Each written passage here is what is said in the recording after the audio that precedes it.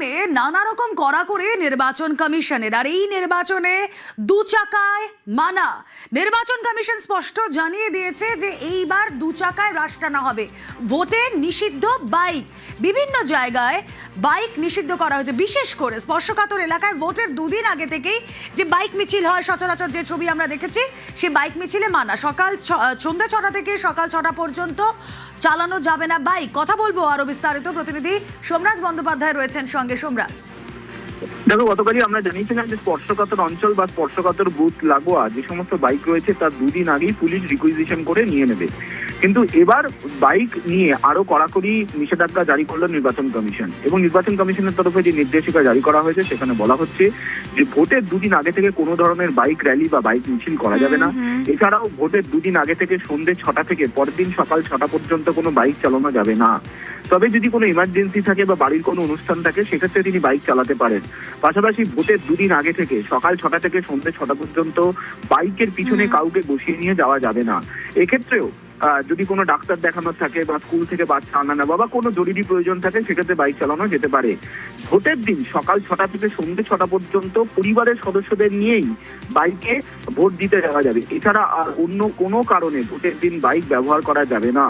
তবে রাজ্যের মুখ্য নির্বাচনী আধিকারিকের দপ্তরের তরফে যে নির্দেশিকা জারি করা হয়েছে সেখানে বলা হয়েছে এই কারণগুলি ছাড়া যদি অন্য কোনো কারণে কেউ বাইক ব্যবহার করতে চায় তাহলে পুলিশের অনুমতি নিতে হবে। আচ্ছা সোমরাজ, আরো স্পেসিফিক্যালি তোমার থেকে একটু বুঝে নিই ব্যাপারটা।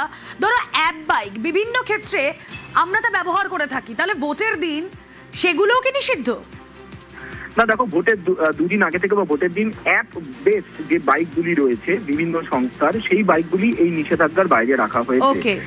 নির্বাচন কমিশনের তরফে জানানো হয়েছে যে বিভিন্ন যে অ্যাপ বেসড বাইকগুলি রয়েছে যেগুলি পরিষেবা দেয়, বিভিন্ন খাবারের জন্য পরিষেবা দেয় বা বিভিন্ন তুমি দেখেছো রাস্তায় বিভিন্ন বাইক পরিষেবা দেওয়া হয়, সেগুলিকে এর আওতার মধ্যে রাখা হয়নি, সেগুলোকে ছাড় দেওয়া হয়েছে।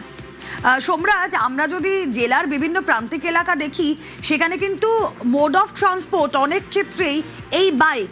সেখানে ধরো এমার্জেন্সি ছাড়াও, যে এমার্জেন্সিগুলোর কথা বলা হচ্ছে, মেডিকেল এমার্জেন্সি, বাড়ির অনুষ্ঠান, এছাড়াও যদি কেউ নিজের প্রয়োজনে বেরোন সেখানেও নিষেধাজ্ঞা। তার মানে দেখো, নির্বাচন কমিশনের তরফে নির্দেশিকা জারি করে জানিয়ে দেওয়া হয়েছে যে যে কারণগুলি নির্বাচন কমিশনের তরফে বলা হচ্ছে এর বাইরে যদি কোনো কারণ নিয়ে কেউ যদি বাইক ব্যবহার করতে চায় ভোটের দুদিন আগে থেকে ভোটের দিন পর্যন্ত, তাহলে সংশ্লিষ্ট থানার লিখিত অনুমতি নিতে হবে। অর্থাৎ যে যাবেন, যদি মনে করেন যে তিনি এই কারণগুলির বাইরে অন্য কোনো কারণে বাইক ব্যবহার করতে চান, তাহলে তিনি সংশ্লিষ্ট থানায় যাবেন, তার আবেদন রাখবেন, সংশ্লিষ্ট থানার তরফে যদি তাকে অনুমতি দেওয়া হয় তাহলে তিনি বাইক ব্যবহার করতে পারবেন।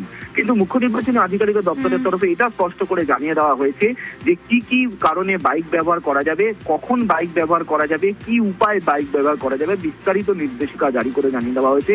এই নির্দেশিকা আপাতত প্রথম দফার যে ভোট রয়েছে আগামী 23 তারিখে সেইখানে সেই এলাকাতেই নির্দেশিকা কার্যকর করা হবে।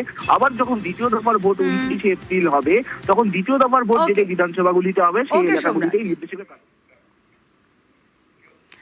অবাধ সুষ্ঠু ভোটের চ্যালেঞ্জে আধা সেনা দেওয়াই কমিশনে। শুধু স্পর্শকাতর বুথে মোতায়েন নয়, সেন্সিটিভ বুথ লাগোয়া অলিগলিতেও থাকবে কেন্দ্রীয় বাহিনী। প্রথম দফায় 152 আসনে ভোট, আর এর জন্য কুইক রেসপন্স টিম থাকবে 2000-এর বেশি।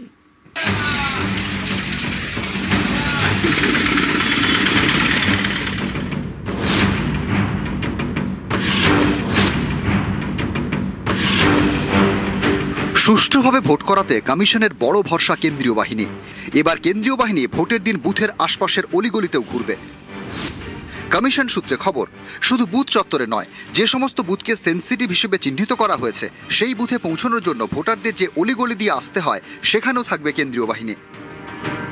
প্রথম দফায় 40,000-এর বেশি বুথের মধ্যে এখনো পর্যন্ত প্রায় 7,000 বুথকে স্পর্শকাতর হিসেবে চিহ্নিত করেছে কমিশন। তবে ভোট গ্রহণের দুদিন আগে পর্যন্ত এই চিহ্নিতকরণের প্রক্রিয়া চলবে, আর এই স্পর্শকাতর বুথগুলিতে এবার আরও কড়াকড়ি করছে কমিশন।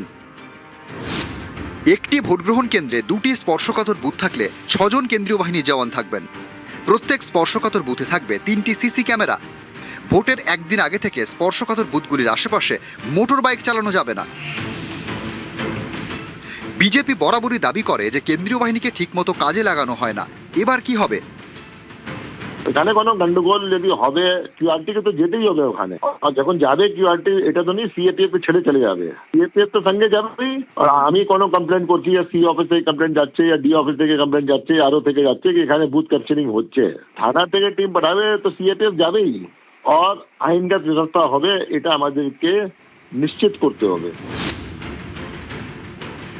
কেন্দ্রীয় বাহিনী সরাসরি অ্যাকশনে যাবেন মানে কি শীতলকুচি? তার মানে কি গুলি চালাতে বলছেন? মানুষকে ভয় দেখানোটাই কি কাজ এখন হয়েছে ইলেকশন কমিশনের? উৎসবের একটা আবহাওয়াতে মানুষ ভোট দেবে, এটাই চিরকাল হয়ে এসছে নির্বাচন কমিশনের উদ্দেশ্য। আপনি বলে দিচ্ছেন খাপদাঙ্গান ভোট দিতে এসো না, কারণ সিআরপিএফ থাকবে, তারা অ্যাকশনে চলে যাবে। ভোট নিয়ে উৎসব না, ভোট নিয়ে যেন আতঙ্ক হয়, এটাই হচ্ছে ইলেকশন কমিশনের উদ্দেশ্য।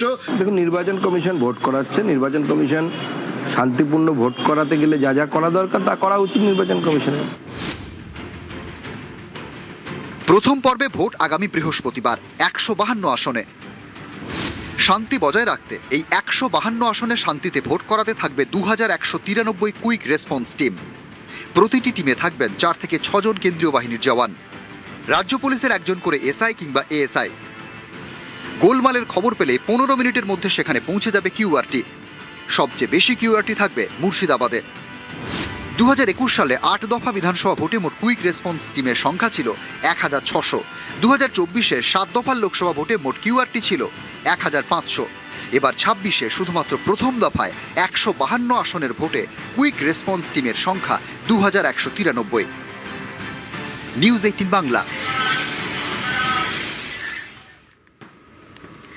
কাজে গাফিলতি হলে জিরো টলারেন্স, যেতে পারে চাকরিও, ওসিদের হুঁশিয়ারি দিয়েছে নির্বাচন কমিশন।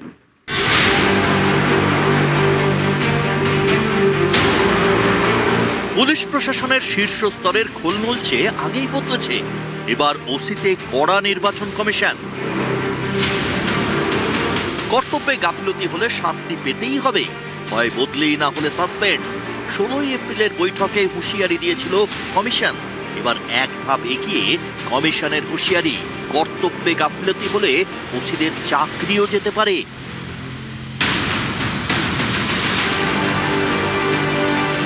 বৃহস্পতিবার রাজ্যে প্রথম দফার ভোট, সোমবার কমিশনের নির্দেশ।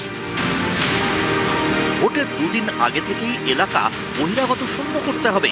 ভোটে বোম পড়লে, গুলি চললে তার দায় নিতে হবে ওসিদের। ছাপ্পা বা বুথ জ্যাম হলেও দায় নিতে হবে ওসি এবং এসডিপিওদের। দায় তো নিতেই হবে, দিতে হবে কড়া শাস্তি। কর্তব্যে গাফিলতি হলে ওসিদের বাধ্যতামূলক অবসরে পাঠানো হবে, এমনকি চাকরিও যেতে পারে। হুঁশিয়ারি কমিশনের। ইলেকশন সংক্রান্ত ওসিদেরকে বলে দিয়েছি কি এবার জিরো টলারেন্স আছে ইসিআই। ওসি কে আমরা 2 মাস থেকে বলছি কি আপনি তৈয়ার থাকুন, আপনার এরিয়া পরিষ্কার পরিচ্ছন্ন করুন। আমরা দেখবো কি এখন পর্যন্ত পরিষ্কার পরিচ্ছন্ন হয়নি, আর তারপরে এখানে ইলেকশন দিনে রণক্ষেত্র হয়ে যাচ্ছে কিছু এরিয়া, তো ন্যাচারালি আমরা দায়িত্ব ওসি কে রাখবো। এটা নেই কি ওনার সুপারভাইজার অফিসার দায়িত্ব এড়িয়ে যাবেন, কিন্তু যে প্রাইমারি দায়িত্ব থাকবে ও স্টেশন হাউস অফিসার থাকবে।